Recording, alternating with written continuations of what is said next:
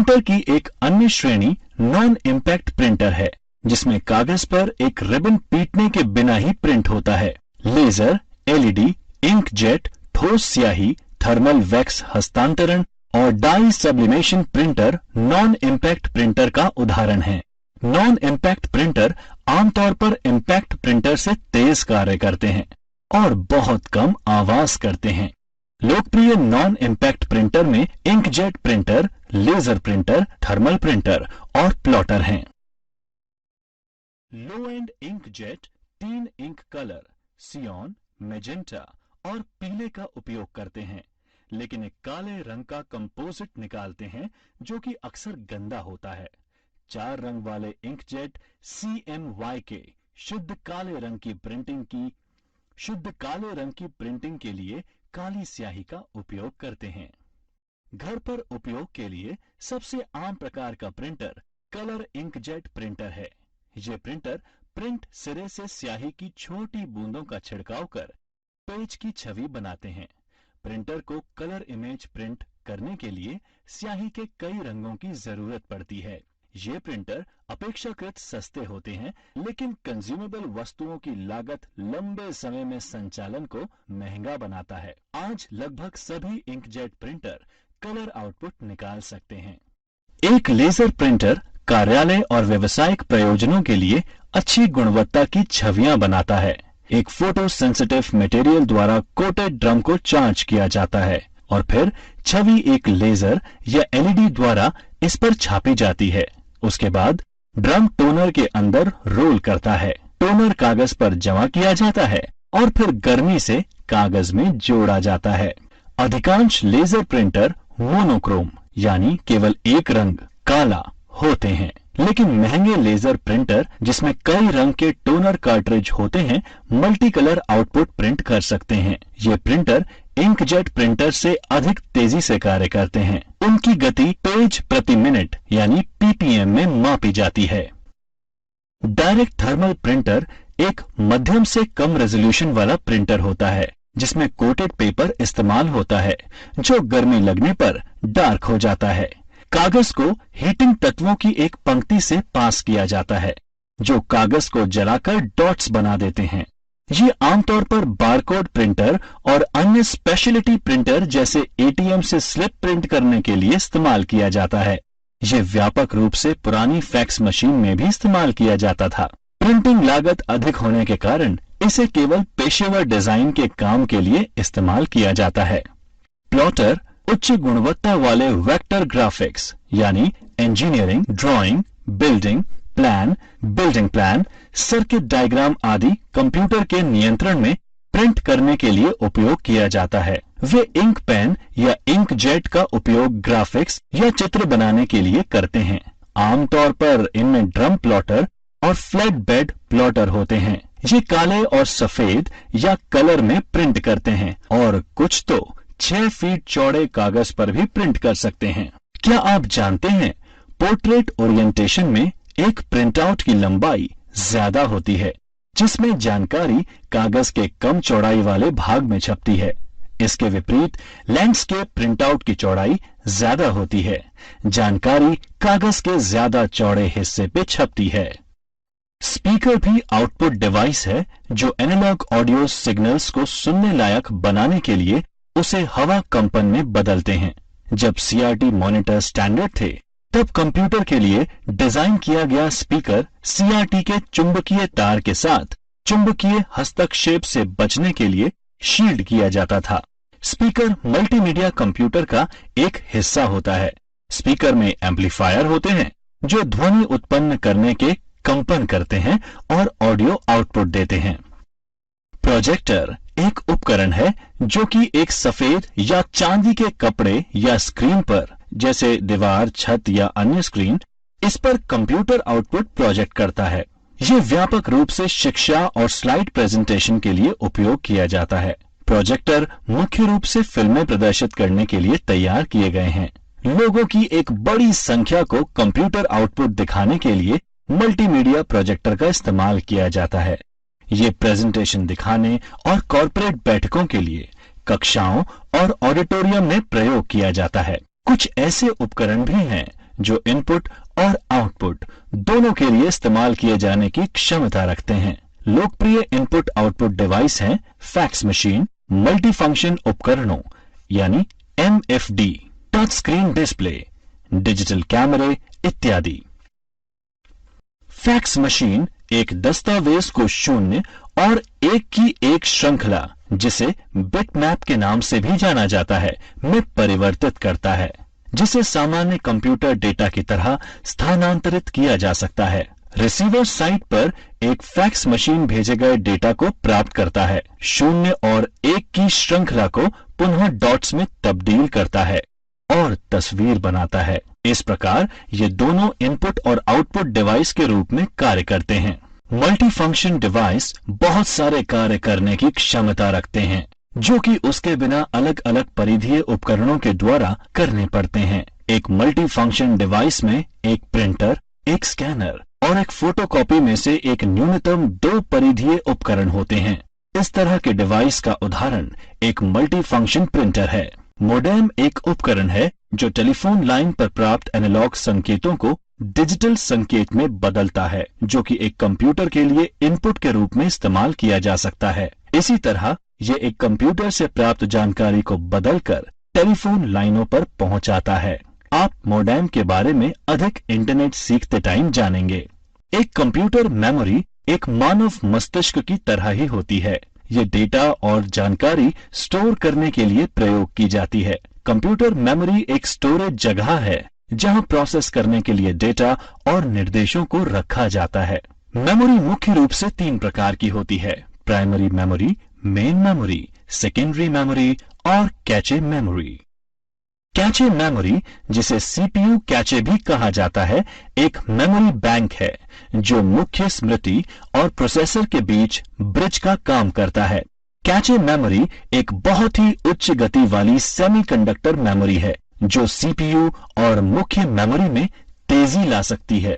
ये डेटा और प्रोग्राम के उन हिस्सों को स्टोर रखती है जो अक्सर CPU द्वारा उपयोग में लिया जाता है। डेटा और प्रोग्राम के कुछ हिस्से ऑपरेटिंग सिस्टम द्वारा डिस्क से कैचे मेमोरी में ट्रांसमिट होते हैं, जहां से CPU उन तक पहुंच सकते हैं। निर्देश और डेटा लुक अहेड एल्गोरिथम का उपयोग कर कैश लाइन कहे जाने वाले फिक्स ब्लॉक में मुख्य मेमोरी से कैश में स्थानांतरित किए जाते हैं। Primary memory. आइए अब जानते हैं कंप्यूटर की प्राइमरी मेमोरी के बारे में। प्राइमरी मेमोरी केवल उन डेटा और निर्देश को जमा करके रखती है जिस पर वर्तमान में कंप्यूटर काम कर रहा है। जब बिजली बंद हो जाती है तब यह मेमोरी डेटा खो देती है।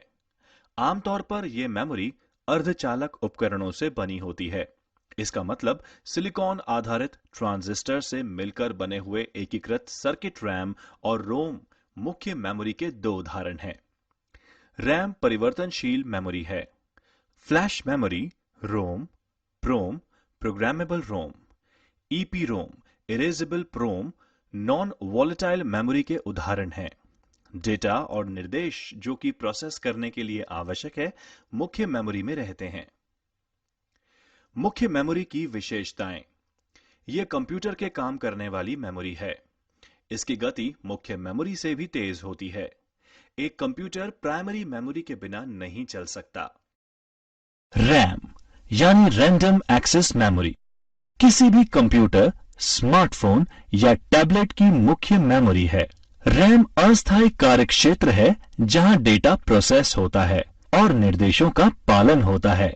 रैम को एक सिंगल बाइट पढ़ने और राइट करने की क्षमता ही रैंडम एक्सेस बनाती है।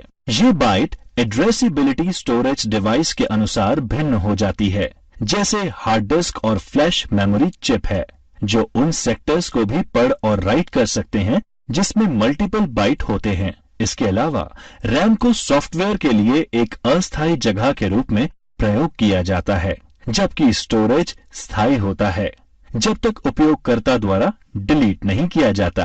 रैम के प्रकार हैं डायनेमिक रैम यानी DRAM और स्टैटिक रैम यानी SRAM। रोम रीड ओनली मेमोरी एक मेमोरी चिप है जो कि स्थायी रूप से निर्देश और डेटा स्टोर करते हैं। स्टोर की जाने वाली सामग्री चिप निर्माण की प्रक्रिया के अंतिम चरण में मास्किंग बनाई जाती है और इसे बदला नहीं जा सकता। स्टैंड अलोन रोम चिप्स और माइक्रो कंट्रोलर चिप्स में रोम बैंकों का इस्तेमाल असंख्य एप्लीकेशन के लिए कंट्रोल रूटीन धारण करने के लिए किया जाता है। रोम भी व्यापक रूप से पुराने पीसी में बायोस होल्ड करने के लिए और वीडियो गेम में प्लग इन कार्ट्रिज के लिए इस्तेमाल किया गया। रोम यानी रीड ओनली मेमोरी के प्रकार हैं पीरोम, ईपीरोम और ईईपी रोम। पीरोम यानी प्रोग्रामेबल रोम एक स्थायी मेमोरी चिप है जिसमें कंटेंट चिप निर्माता के बजाय ग्राहक द्वारा बनाया जाता है या प्रोग्राम किया जाता है। ये रोम चिप से अलग है जो निर्माण के समय में बनाई जाती है। पीरोम स्टोरेज के लिए इस्तेमाल होते हैं जब उनके कंटेंट को बदलने की आवश्यकता नहीं होती, लेकिन कई अनुप्रयोगों में ईपीरोम और ईईपीरोम के लिए रास्ता दे दिया गया है जिन्हें पुनः प्रोग्राम किया जा सकता है। ईपीरोम यानी इरेजेबल प्रोग्रामेबल रोम एक रीराइटेबल मेमोरी चिप है जो कि बिना पावर या बिजली अपना कंटेंट स्टोर कर सकती है। ईपीरोम चिप्स को सर्किट बोर्ड पर रखे जाने से पहले एक बाहरी प्रोग्रामिंग डिवाइस पर लिखा जाता है। चिप को एक महंगी चीनी मिट्टी से बने चिप पैकेज की आवश्यकता होती है जिसमें एक छोटी सी क्वार्ट्ज विंडो होती है जो अपारदर्शी चिपचिपे टेप के साथ कवर की जाती है। पुनः प्रोग्रामिंग के लिए चिप को सर्किट बोर्ड से निकाला जाता है, टेप निकाल दिया जाता है और इसे लगभग 20 मिनट के लिए एक अल्ट्रावायलेट यानी यूवी प्रकाश के नीचे रखा जाता है। ईईपी रोम यानी इलेक्ट्रिकली इरेजेबल प्रोग्रामेबल रोम एक रीराइटेबल मेमोरी चिप है जो बिना पावर या बिजली के बिना अपना कंटेंट रखती है। ईईपी रोम राइट स्तर पर बिट या बाइट एड्रेसेबल होते हैं, जिसका मतलब है फिर से डेटा राइट करने से पहले बिट या बाइट को मिटाना जरूरी होता है। फ्लैश मेमोरी में जो ईईपी रोम से विकसित हुआ और वास्तुकला में लगभग समान है, डेटा राइट करने से पहले बाइट के पूरे ब्लॉक को मिटाना होता है। इसके अलावा ईईपी रोम आमतौर पर निर्देश और डेटा की छोटी मात्रा को स्टोर करने के लिए इस्तेमाल होते हैं, जबकि फ्लैश मेमोरी मॉड्यूल गीगाबाइट में डेटा स्टोर कर सकते हैं। इसीलिए डिजिटल कैमरे के स्टोरेज और हार्ड डिस्क रिप्लेसमेंट में इस्तेमाल किए जाते हैं। सेकेंडरी स्टोरेज माध्यमों के विभिन्न प्रकार होते हैं।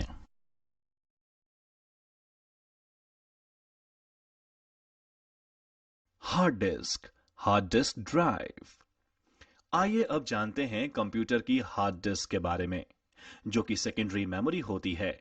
यह एक डेटा भंडारण डिवाइस है जिसका उपयोग कर डेटा भंडारण या डिजिटल इंफॉर्मेशन रिट्रीव करने के लिए किया जाता है।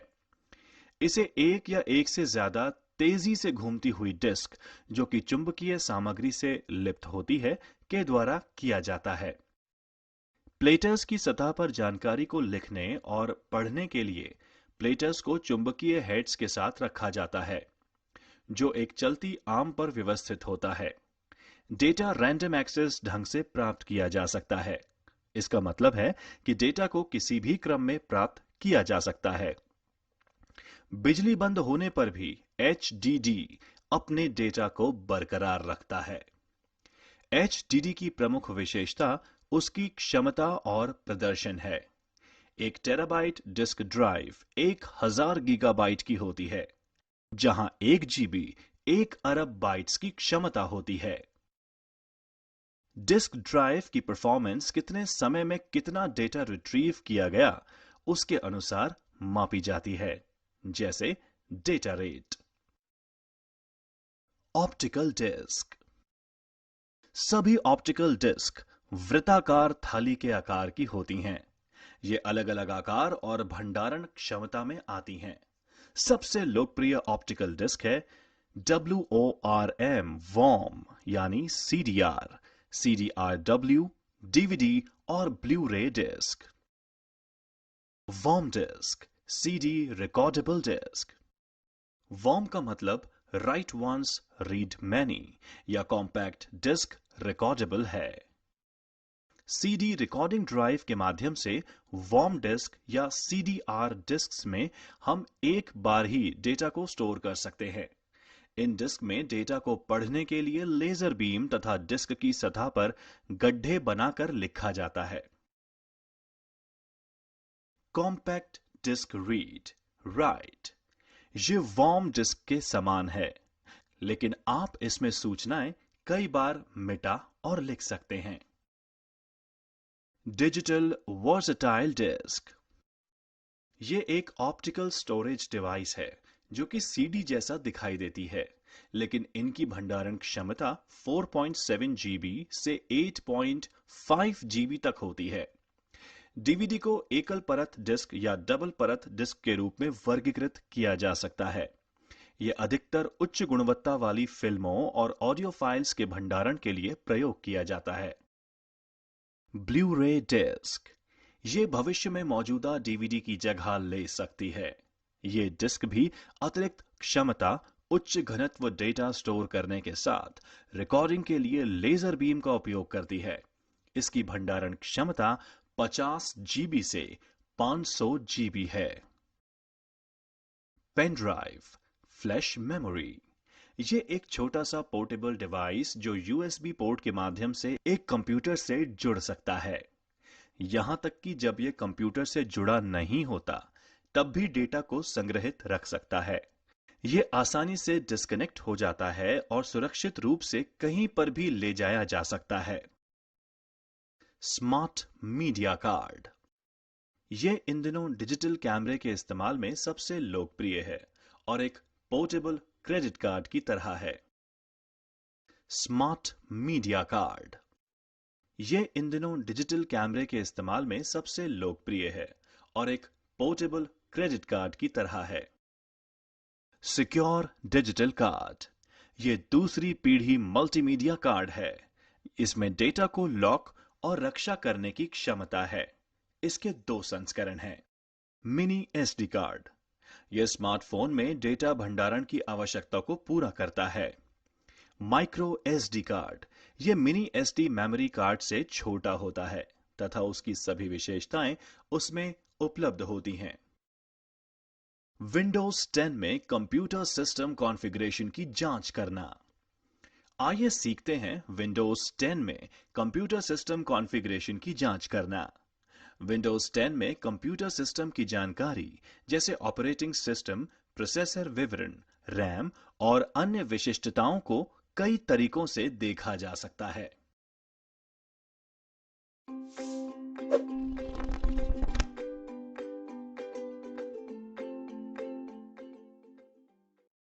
सिस्टम सूचना का उपयोग करना।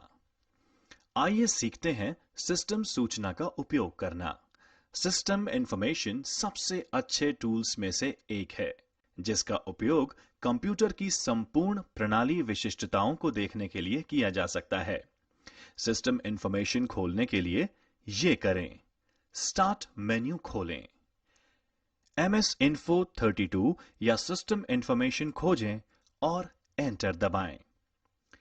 सिस्टम की जानकारी पूरे सिस्टम विवरण के साथ एक रिपोर्ट के रूप में संग्रहित की जा सकती है। यह तब उपयोगी हो सकता है जब हार्डवेयर कार्य करना बंद कर दे, ताकि यह जाना जा सके कि कंप्यूटर के अंदर क्या है। एक रिपोर्ट बनाने के लिए निम्नलिखित कार्य करें। सिस्टम इंफॉर्मेशन खोलें। वह जानकारी चुनें जिसे आप निर्यात करना चाहते हैं। उदाहरण के लिए, यदि सिस्टम समरी का चयन करते हैं, तो सिस्टम की जानकारी के हर हिस्से को निर्यात कर सकते हैं। हालांकि यदि केवल कंप्यूटर के ग्राफिक कार्ड विवरणों को निर्यात करना चाहते हैं, तो केवल डिस्प्ले का चयन कर सकते हैं। फाइल पर क्लिक करें। एक्सपोर्ट पर क्लिक करें। फाइल को सेव करने के लिए स्थान को ब्राउज करें। एक वर्णनात्मक नाम दर्ज करें और कार्य को पूरा करने के लिए सेव पर क्लिक करें। रिपोर्ट एक टेक्स्ट फाइल में उपलब्ध होती है, जिसे किसी भी टेक्स्ट व्यूअर के साथ खोल सकते हैं, यहां तक कि स्मार्टफोन पर भी। कमांड प्रॉम्प्ट का उपयोग करना। आइए सीखते हैं कमांड प्रॉम्प्ट का उपयोग करना। कमांड प्रॉम्प्ट का उपयोग करने के लिए निम्न चरणों का पालन करें। स्टार्ट मेन्यू खोलें और कमांड प्रॉम्प्ट की खोज करें। कमांड प्रॉम्प्ट पर राइट क्लिक करें और एडमिनिस्ट्रेटर के रूप में रन चुनें। सिस्टम इन्फो कमांड टाइप करें और एंटर दबाएं। जब ऊपर दी गई कमांड रन होती है तो हार्डवेयर और ऑपरेटिंग सिस्टम के बारे में विस्तृत जानकारी मिलती है, जिसमें विंडोज और उसके अपडेट की जानकारी, मेमोरी और नेटवर्क अडेप्टर का विवरण और अन्य जानकारी शामिल होती है।